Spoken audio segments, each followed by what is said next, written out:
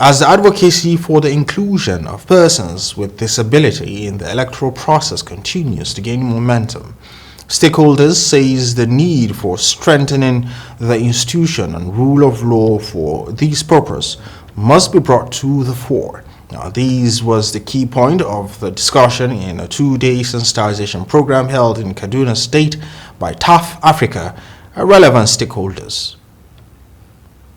Here we have over 30 million of them, in the country, which is a large population that we cannot do without.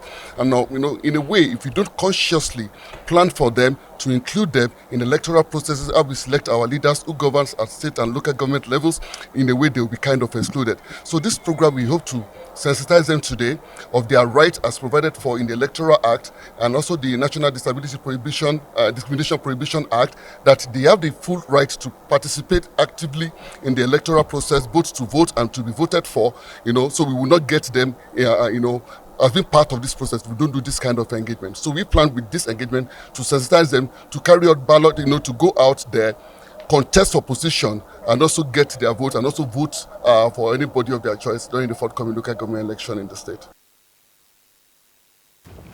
While highlighting some of the challenges, which include exclusion, segregation, and poor integration, the group calls for proper inclusion policies as the institution inscribes.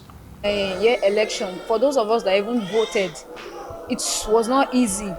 And sometimes for those that are crippled, they find it easy to even access the voting box and other things, the queue, everything. They promised us, like we that are living with albinism, they said we will be attended to first. I went to vote in my polling unit, but I queued, I followed the queue. Like, before I could vote, it was almost around 2 p.m. that day, which that was not what was promised. So regarding that aspect, I would really like them to please fulfill their promise for us, to make it easy for us. And for those that would want to contest, there should be no discrimination also. Precisely the discriminations of persons with disability in terms of electoral exercise, it is very high.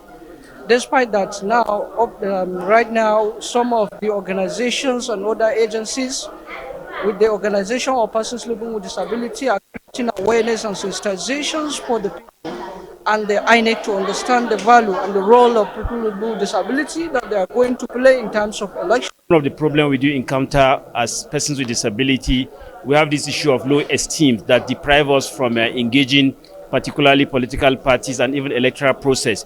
And by so doing, it will be very difficult for us to occupy our space. Then I also want to use this medium to call on electoral bodies to make sure that space are created for persons with disability, particularly the political parties. If you see from the conversation, some political parties have provision for persons with disability, while some doesn't even know the issue, talk less of even creating a program or space for them to occupy within the political party. We heard the definition of social inclusion. Three keywords: participation, dignity, and independence. Are we allowing citizens with disabilities to participate? Are we allowing them to have their dignity as citizens? And are we allowing them to be independent by providing all the necessary things that we need to prioritize, that we need to provide and ensure their total inclusion? So for me, Nigeria is still making a gradual progress. Meanwhile, key stakeholders are of the view that in unionism, persons with disability also have a major role to play in the actualization of the cause. People with disabilities think politics is a game where they can just sit at home and position will be given to them.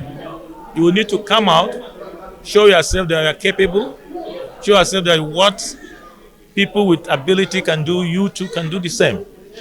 Politics is a game for whoever comes out. But what we seems to be seeing at the moment is that people with disabilities think some percentages should be reserved for them. It does not work like that.